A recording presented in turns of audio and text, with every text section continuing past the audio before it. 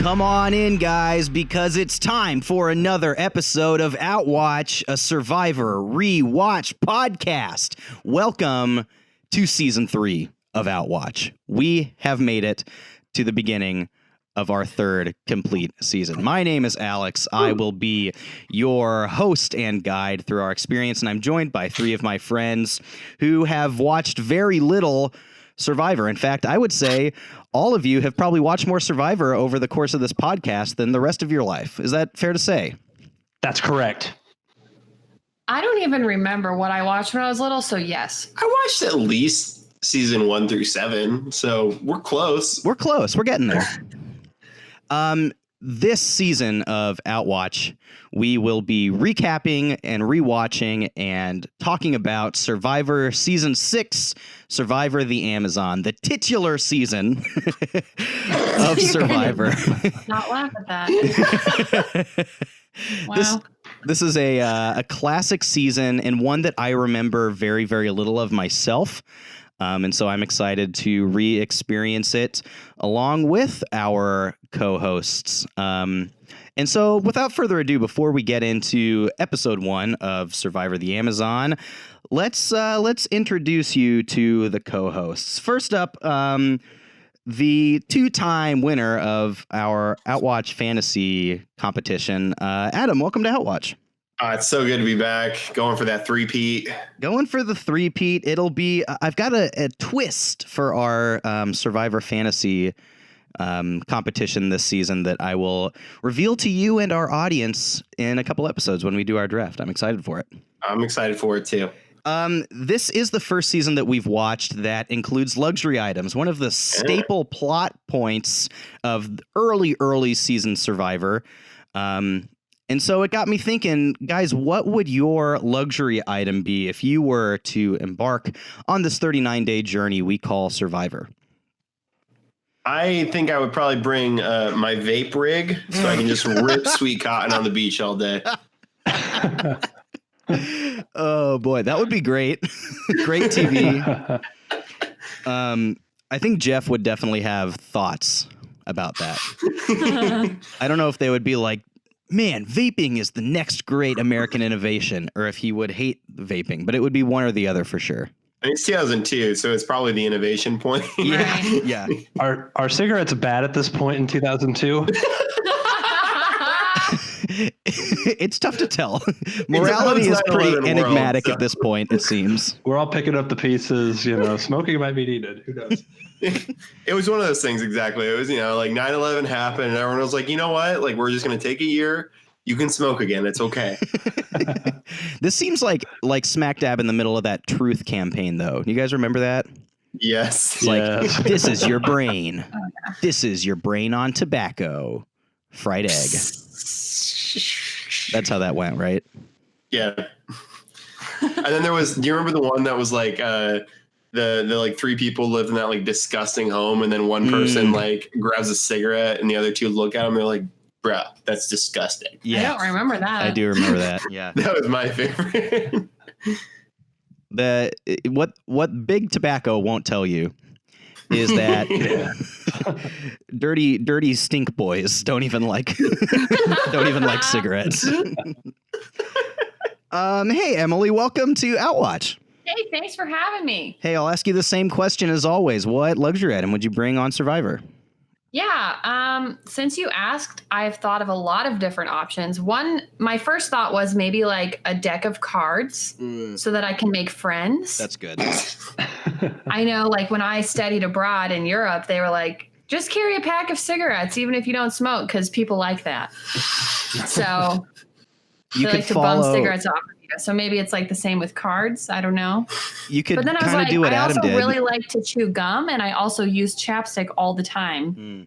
So I thought about those things. And then I thought, too useful. Well, yeah. So that was like, maybe those are too useful. Maybe I just bring a laminated photo of my animals, my dog and cat. So yeah, I don't know. I'd have to narrow it down. You've got a lot of options. I do. Scott, welcome to Outwatch. Hey, how's it going? Wonderful. Hey, same question. What luxury item would you take on Survivor? Ooh, tough choice. I'd probably just bring my Game Boy. What are you loading up into that Game Boy there, Scoot? Pokemon all day, every day. 100%. Yeah. Easy. 100%. Also, I got to say one more thing before we get started. Say it.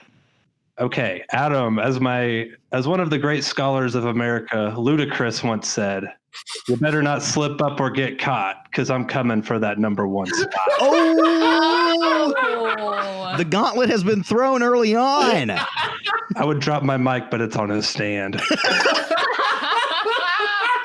That would be bad Ooh. audio. Dude, I've still got this stupid llama staring at me right in the face right now. I need to get it to Yeah. you. It's asking, why am I not with Adam? Yeah. It's asking how come Adam isn't holding me while he wears his tie-dye tank top and records the Survivor podcast. Are you wearing the tank top? Always. I can't believe that you actually wear the tank. I can attest. Can you yes. confirm that. this? Every time. I need that victory energy in my life. I can absolutely believe it, Adam. Scott, that's why you're the only competition on this podcast. Whoa! Wow. See, I don't even hear you because I just black you out sometimes. That 2002 sexism is rubbing off on Adam. Yeah, there it is. Fantastic. Well, like we always do, let's start out this podcast by recapping what happens in this episode of Survivor, and then we will go through and react and talk about what happens. But first, let's take a trip down to Tree Mail and give you a run through of episode 1 of Survivor, the Amazon, titled Boys versus Girls. Fittingly, I think I just hit the delete button on my notes. Where's my recently deleted? Here it is. I found it. How do I no longer delete this? Control Z. Put it in a different place. I don't know how to do this. Move to notes. Crisis averted. All right. Here's what happened in Survivor, the Amazon. Are we gonna have to episode cut 1. that? No, that's staying in, dude. They've got to know. It stays in. All right, so the big drop and shtick of this season is revealed right off the bat that for Survivor, the Amazon tribes are split by gender. The men are on one tribe, the women are on one tribe, and right off the bat, Shauna on the female tribe, of course, has a tough time untying the boat from the bigger boat as they shove off and immediately feels a little bit nervous or excited about the prospectus of the women tribe and their ability to succeed out here. When they land, another one of the big interesting reveals of this season happens where Christy reveals that she is deaf, or at least partially deaf, garnering mixed reactions from the rest of her tribe. On the men's side, on the other hand, they use the kerosene, which is conveniently placed in their camp to quickly get fire. And Dina on the women's side starts to take over things and take charge. They get the fire going at night and then really dig into those boys on the other side, roasting them, going full roast time. But the other side of this is that Christy, with her disability, has a really hard time communicating at night and feels excluded right off the bat. On the other side of the island, Roger takes charge of the men's tribe, comes off as bossy. Ryan and Daniel out themselves as lacking maybe some work ethic, and Rob outs himself as a strategic and sneaky player. Back again on the women's side, Janet is not feeling well. She gets sick. She feels very tired. A little bit later, Joanna and Jean on the women tribe bond over fishing and then end up cooking that fish in what they described as massage oil, which is a move. Next, we have the immunity challenge, which, might I say, is a banger of an immunity challenge right off the bat. The tribes are chained together, and then they have to complete a series of obstacles, breaking that chain in half each time. So it's 8 people stuck together, then it's in groups of 4, groups of 2, etc. The men have a huge lead at the beginning when they decode a message way faster than the women, but then Daniel and Ryan get stuck on a balance beam for a long time, and the women blow past them for a huge come from behind win, embarrassing the men, making them eat their words. Back at that camp before Tribal Council, Dave is mad. He gets real angry that the guys lied about fish catching on the mat before the challenge to Jeff, and that they came in too cocky. And Rob sees this as an opening to use this conflict to his advantage.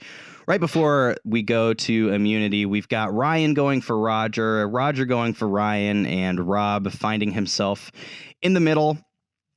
And after a heated tribal council, Ryan is the first one voted out by a close vote, a score of 4-3-1. Dave threw a lone vote at Daniel for some reason, meaning that Ryan was the first player voted out of Survivor the Amazon. There's a lot to unpack in this episode, and there's lots of highs and lows, but how about we start out? What was the most standout moment of this episode in y'all's minds? Scott, would you care to go first? Sure. Yeah, there was a lot. It was a really long episode. It was like, what? It was over an hour. Was it? Yeah, it was an extended episode for sure. Yeah, for sure.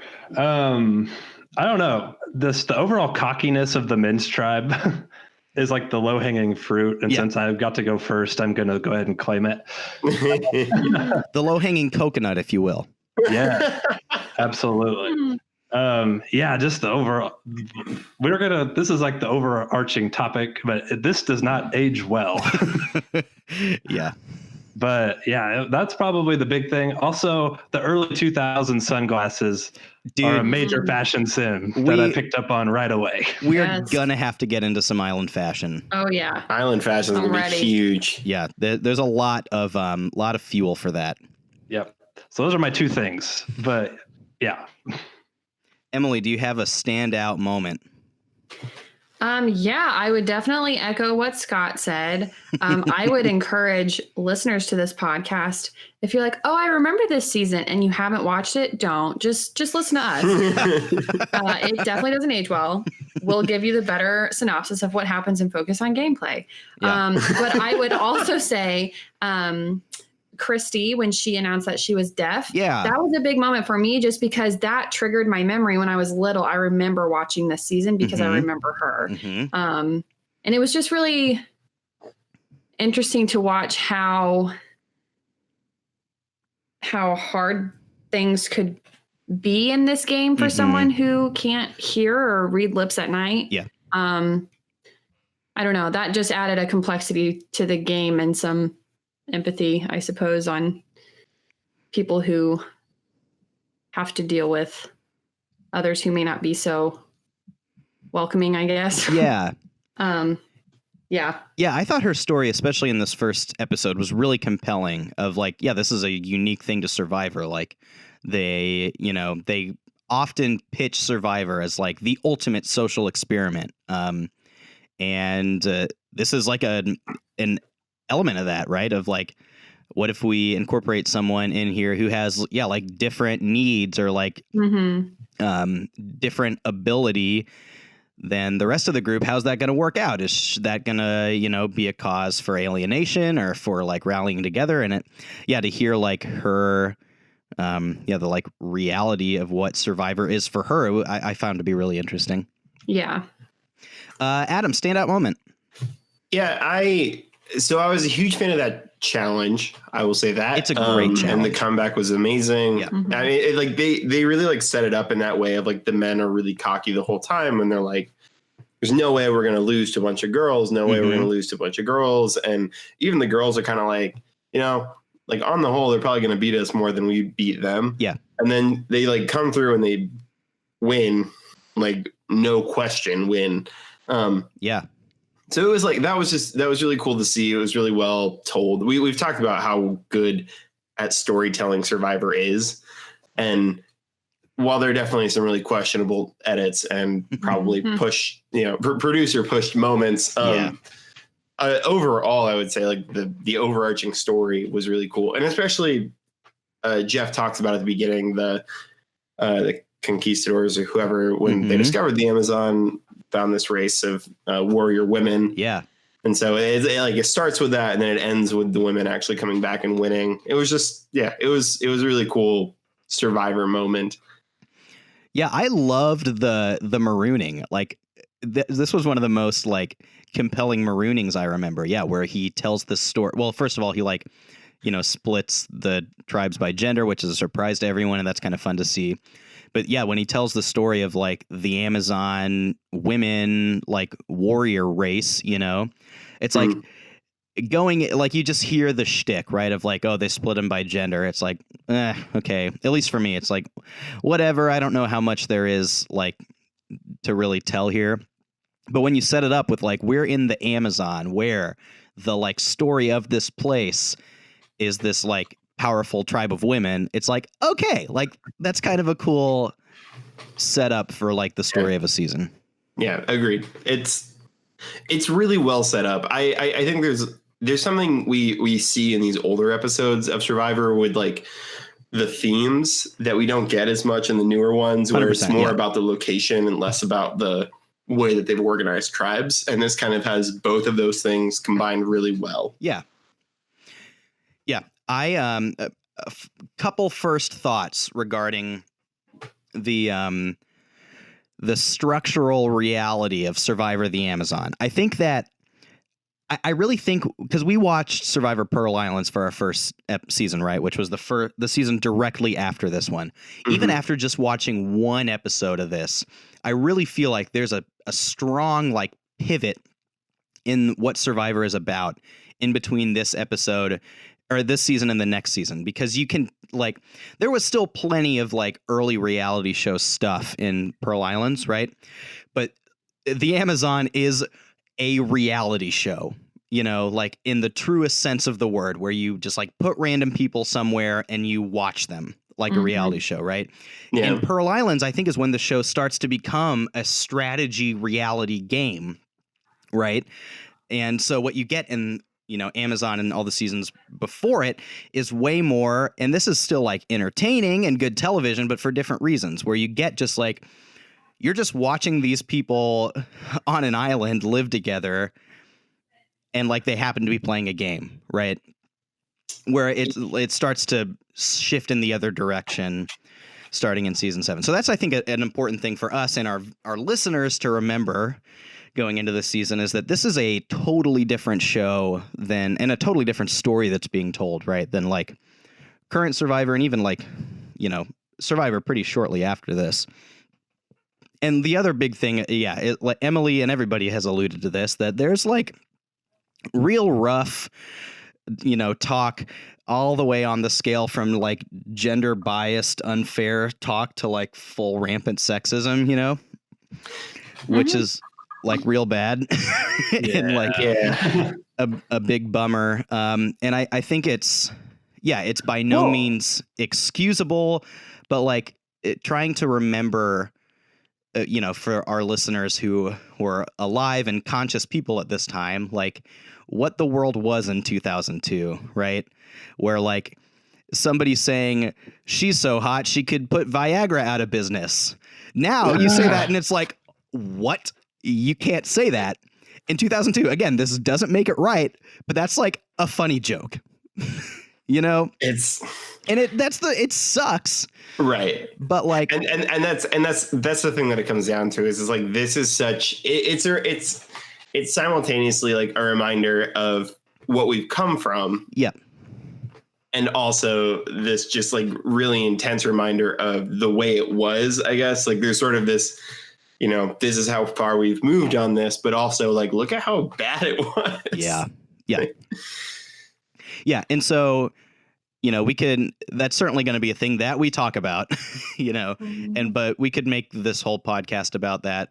But there's also like good bright spots. We talked about this before we started recording, but like, in this episode in particular, like the guys come back from losing the challenge, and Dave is like, dude, we were like jerks back there. That wasn't cool, and he's kind of like ribbed for a little bit, but he's like, in a sense, kind of like standing up for something better than what the other guys were participating in. And so, there's there's bright spots in the midst of it, but there is no way around some of the ugliness too. Yeah, and I think we should also be clear as commentators on this that we're commenting on people in a specific time.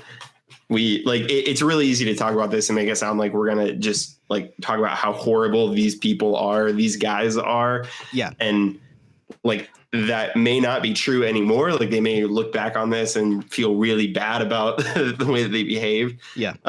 And also we have to remember this is a reality show, that producers are encouraging certain things and 100%. Encouraging a narrative and pushing for this sort of, conversation to take place. So this is I told Adam I want to do write an academic paper on this just to be able to parse it out in my head about the cultural, the time period. Yeah. Reality TV becoming a thing. Mm-hmm. Cause it's hard to watch. Yeah. Sometimes. And to me, this sort of stuff is fundamentally different than, for example, when we watched Pearl Islands, Johnny Fairplay's sexist remarks, in that, this season, again, it does not make it okay, but they are set up by production, by CBS, and to be divided by gender against the other gender and to say bad things about the other gender, right? That's the whole setup of this thing. And then Johnny Fair plays that it's a little bit worse that there's so many people participating in it. Whereas Pearl Islands, you have a very true villain in Johnny Fairplay. Yeah. And so it's easy to of course he's going to say something like that. He's the villain, he's supposed to. Yeah. Whereas this, we're supposed to be finding someone to root for, and it does make it kind of difficult in 2019, right, to watch this and be I can root for, Rob or whoever, somebody. I remember no one's name. And to the point that you made too about them, being people that existed in this time and were getting a portal to the 2002 versions of themselves. This isn't a spoiler because this isn't reflective on this person's gameplay, but rather their ability to be a good speaker. Rob from this season ends up being a very prevalent voice in Survivor community and commentary and stuff, because as you can probably guess get from these first couple episodes, he's a funny guy and a well-spoken, entertaining person, and he comes off kind of rough in these seasons, but from listening to him, it's I know that that's not who he is, and it is kind of a shock to watch, because I'm oh dude, I like this guy, I can't believe he said that. And is he the Rob with the podcast? Yeah. Oh, okay. That's why he ranks us so high. It's because it's his. He likes it. You're right. It's his season. And I haven't heard him talk explicitly about this before, but I don't know. I don't want to speak for him, but I'm pretty positive that if asked directly about this, he would be I wish I wouldn't have said those things. I would be willing to bet this is something that hasn't crossed his mind in who knows how long. This is something that who's diving into this archive and he is. Well, I mean, but him, beyond him, there's no one who's forcing this conversation for him. Except for us. Rob, can we get a statement? Yeah, Rob. Ooh, we should do it. What do you think, Rob? At Rob. What's your Twitter handle? At Rob Sesternino. Yeah, can we get Rob on the podcast? That'd be amazing. I would love that. Reach out, Rob. I know you're listening. Yeah. I know you're listening, Rob. Coming for your spot, Rob.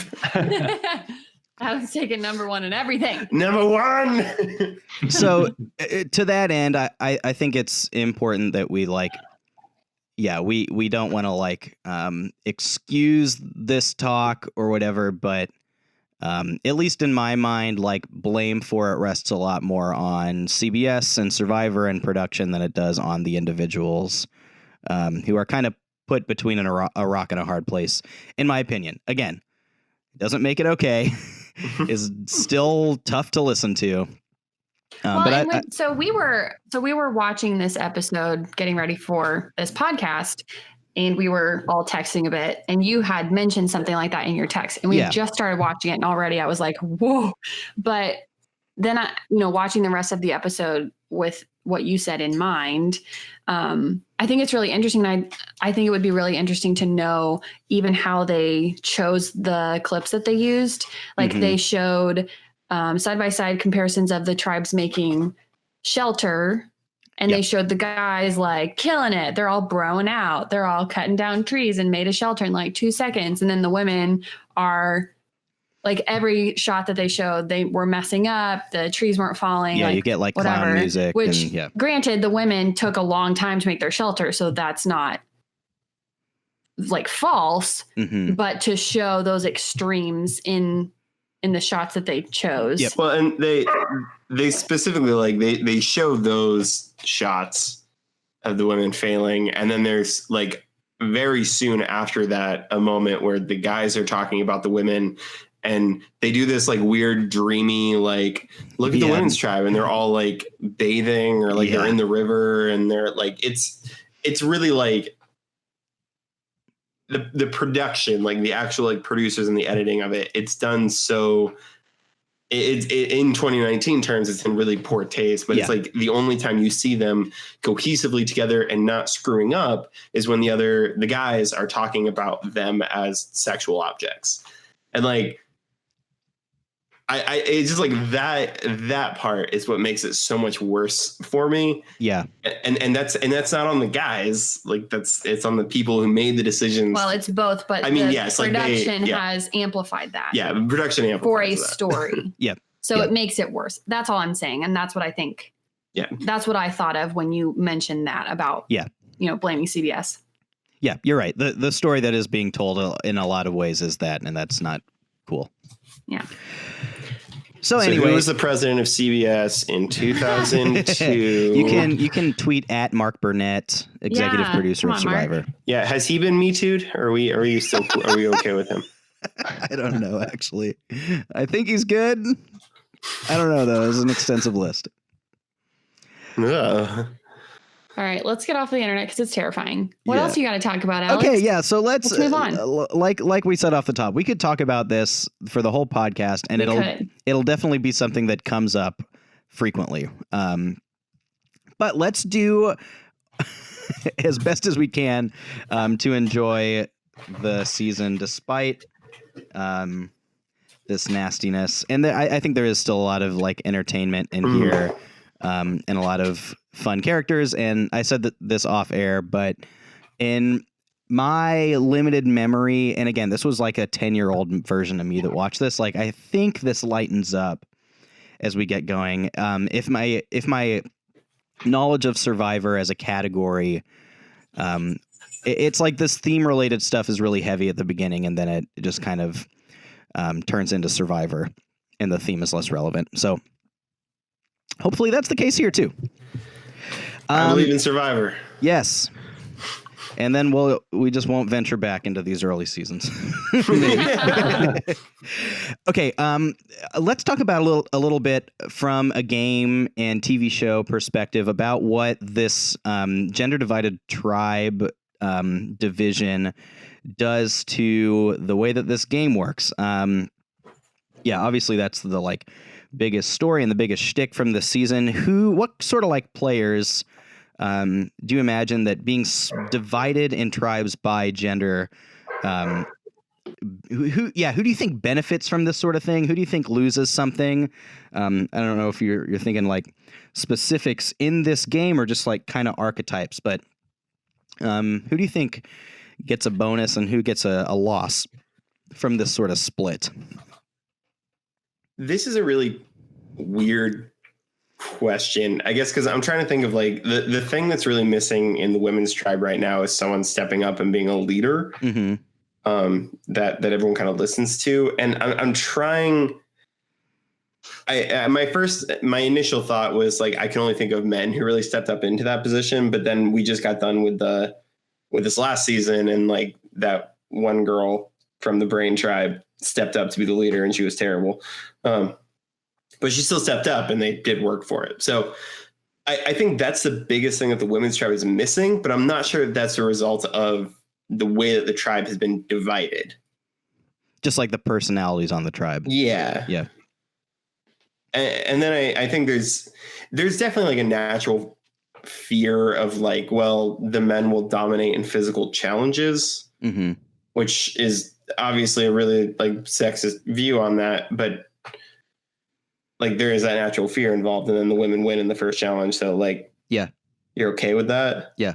Plus the women have, and like Christie's rocked it. So like there's no reason to think that she couldn't handle herself, but the women have someone who is deaf on their tribe, which just automatically makes all of this, the social game, so much more difficult. And the men don't have to deal with that. Yeah. So but again, that doesn't really have anything to do with like the gender, other than it's just how it shook out. Yeah. I'm thinking like, so there's even some players in this season that speak to this of like, I think Jenna says something along the lines of like being bummed out that she is a part of an all-female tribe because she was planning on using, like some of her charm to be able to work well with men. And that's not an option for her, and I forget who it was, but I feel like somebody on the men's side of things said something similar. Yeah, it was Ryan. He got voted out. He's a model, so. Yeah. And like maybe, I don't know, this is rampant speculation, but maybe someone like Ryan is not the first one out if he isn't in a tribe of all men. Just knowing, the way that like dynamics form around certain groups of people, sometimes those dynamics are different when you're in a group of people who are all the same gender or whatever, things, just like are different. Go ahead. I was gonna say, just from like a social game perspective, like some people like do better with members of the opposite sex. So yeah, like I could see where being in a tribe of all the same people, if you don't naturally, for whatever reason, vibe with people of your same gender, where you might not be so high on how things shook out here. Well, and there's a when we were in the marriage counseling class, the instructor talks about this, where it's like most like guys, when they interact face to face in like sports type settings, like it's like that, and women are supposed to be like shoulder to shoulder. It's flip that. Yes, that's why men like going to bars, because they don't have to look at each other. Yeah, because they're shoulder to shoulder. So I mean, I guess I could see a world where in like the men just they work together better as a team, because there's a natural, like, this person's in charge, I can just put my head down and do what he seems to think is best. But there's also the flip side of that, of like, why is he in charge and not me? So I was going to say, I think it's interesting because at least in the men's tribe, I'm kind of noticing some fractions, not even fractions, but some separation between age groups. Yeah.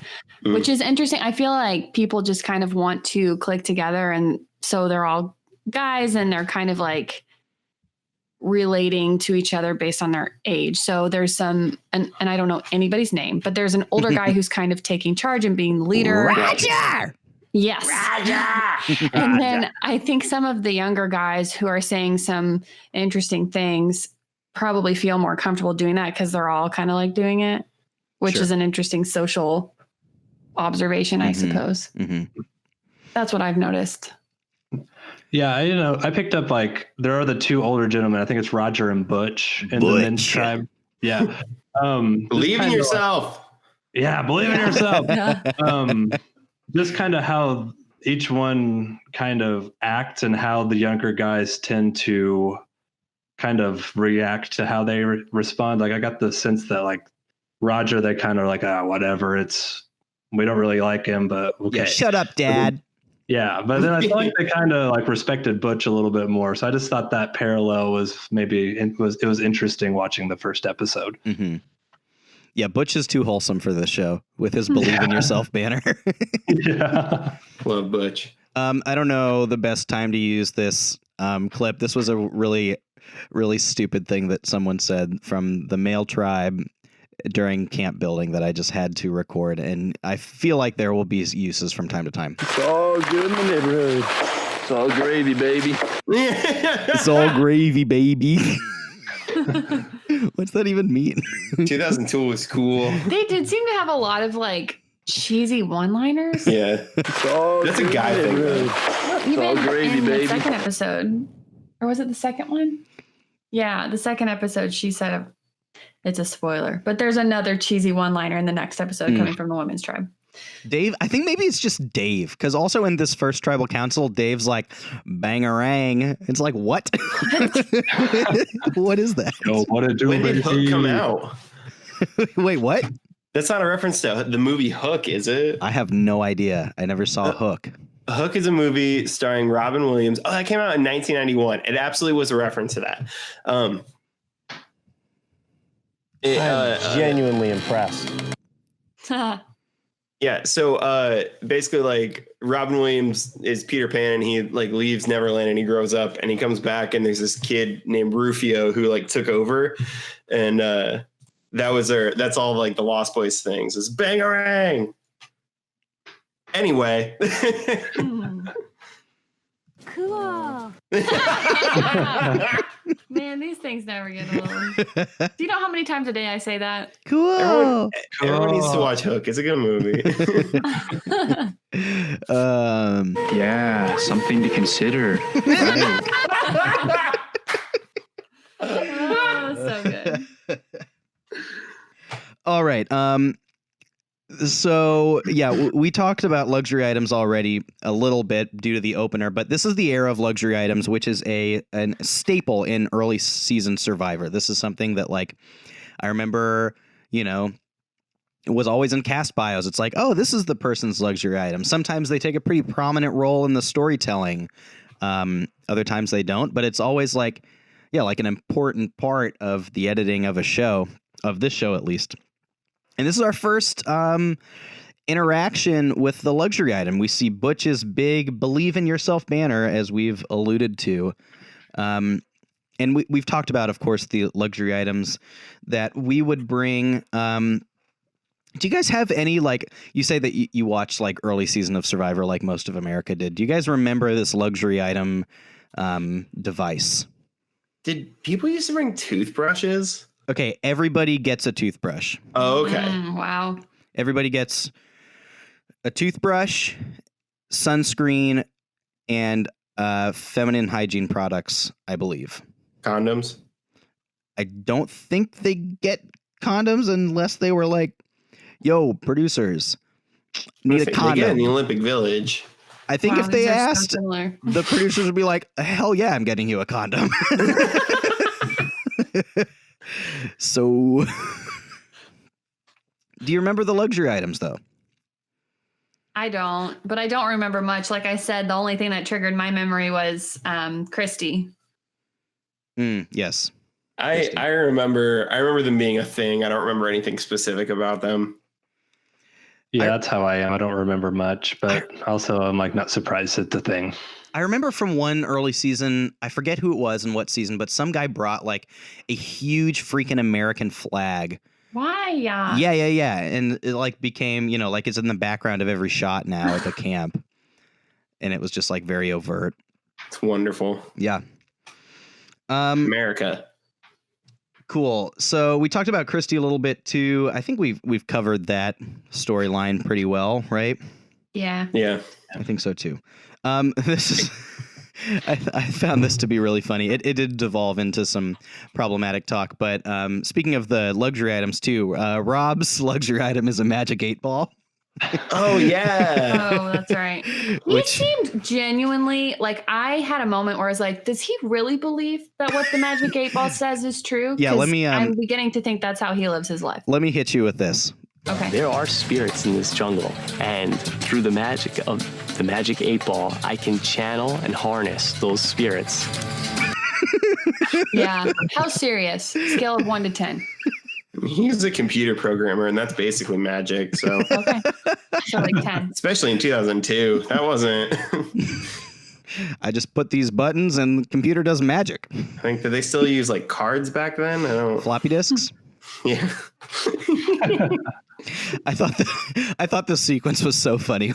Just like that confessional. Like, I can harness the spirits of the island with my magic 8 ball. It was such a funny and good luxury item and such a funny confessional that divulged into something really unfortunate. I know. Yeah, we took a bad turn. It did take a bad turn. That's such a good luxury item that is such a fun thing to bring and such a fun thing to make, and then it just took a turn, and I'm sure that wasn't the only thing they did with it. Definitely not.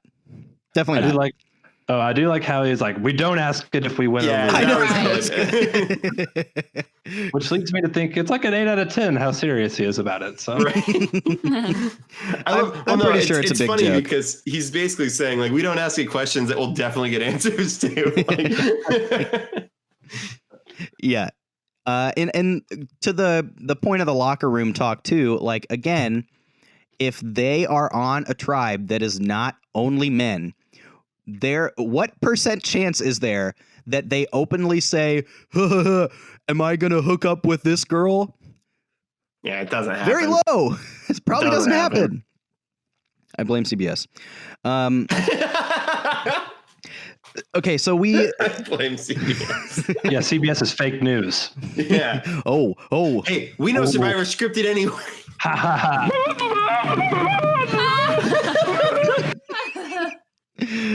Speaking of Tony the Llama, we went straight from Survivor Cagayan to this.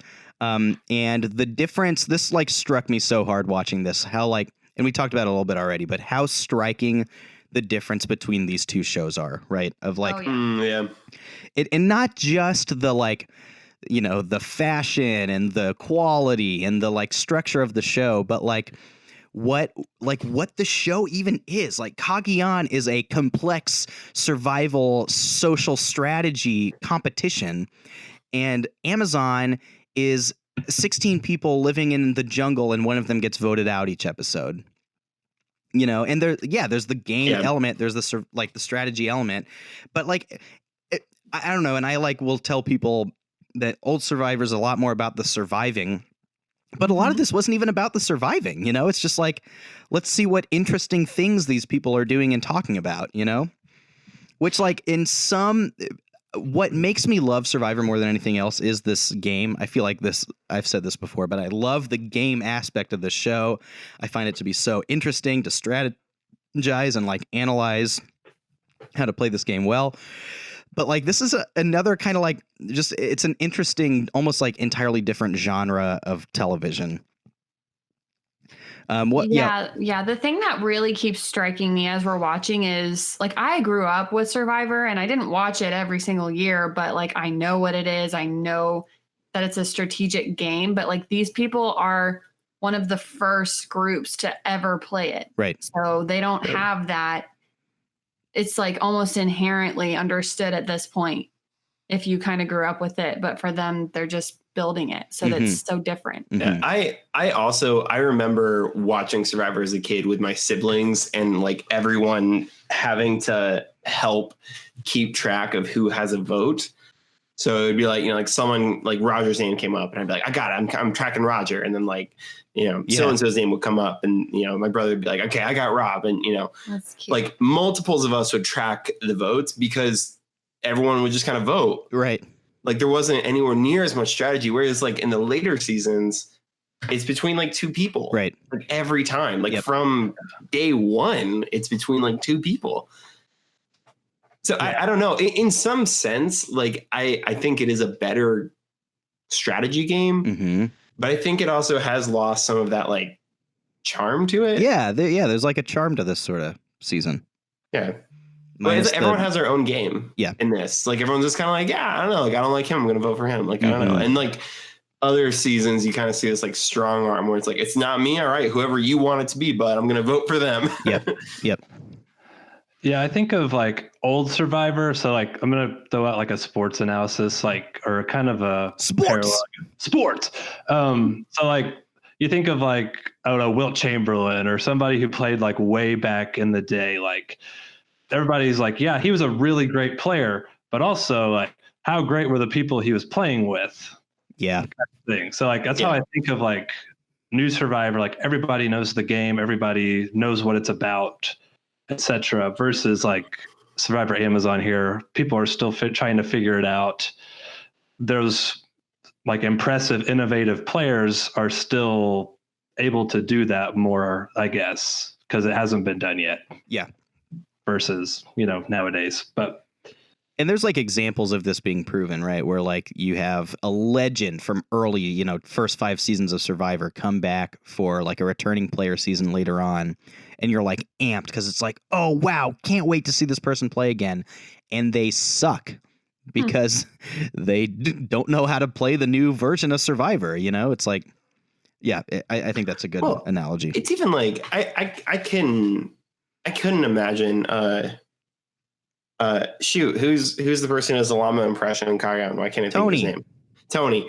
I can't imagine Tony going back and playing in this season and not getting voted out like immediately. Yeah. Like you can't even play the way that they play now in the old days because it would just like it would come across as really weird and really like I think this is probably a big turning point in Survivor. Like we haven't seen this season, but I know specifically in season 7, Rupert has that moment where he says like he's ruining my like pirate, my pirate vacation, my pirate game or whatever he says right there. And it's like, I think that is actually a really true and like honest sentiment of this isn't an adventure anymore. This is a game. Yeah. This is an intense strategy game. Yeah. Yeah, I think you're right. And like I wouldn't have identified that before we started this, and we're an episode in, but it even from Pearl Islands to this, they're very different. Yeah. Yeah. Moving on to the immunity challenge. We've talked about this a little bit already. It's a great challenge. Something I have to ask. Did you notice how the men all brought machetes to the immunity challenge? Yes. What were they doing? They all did. One of them had it out and was waving it around. Yeah, freaking Matthew just like waving his machete around. Jeez. I did not notice that. Oh my gosh. Just rewatch just this portion of this episode because it's wild. Every single one of them rolls up like holding a machete. Like, what did you think you were doing at this challenge?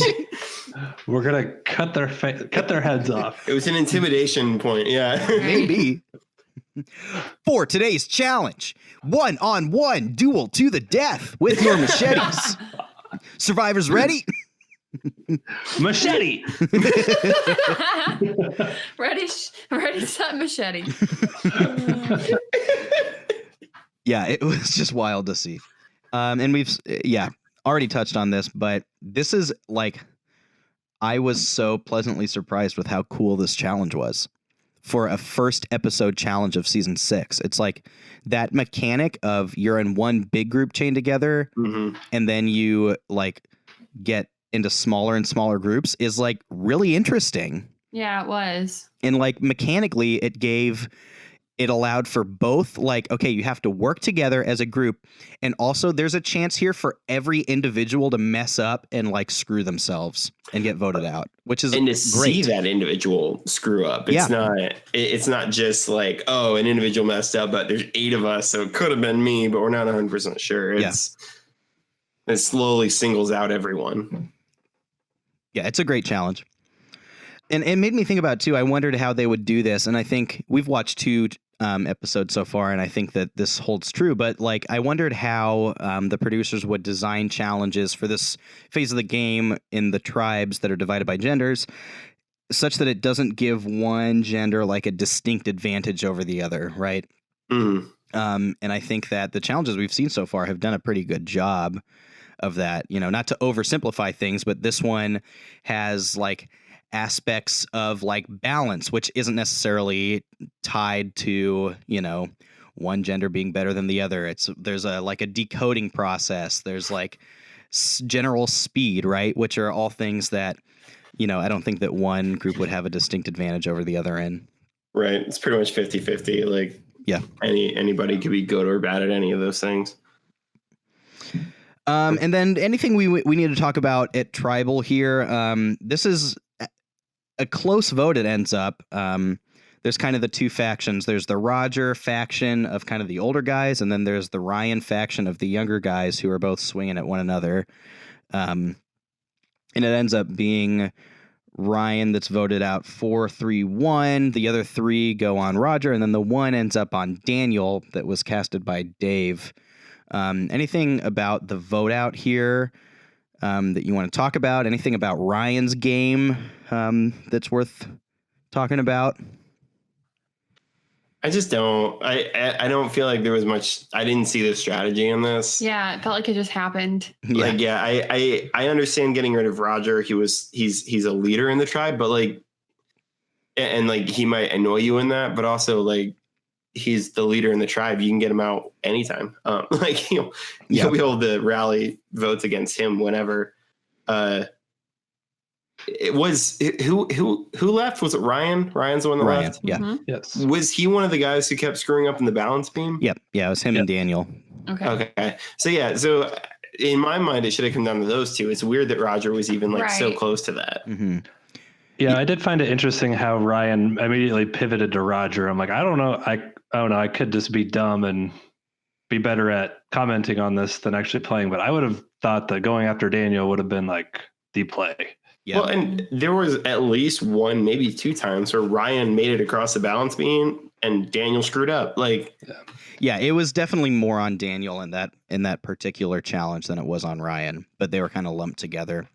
Yeah, I think what happened was that, you talked about the, like Roger kind of ends up in the leadership role. I think it's that, Roger has a sight set on Ryan and Daniel as perceived as young and not hardworking guys.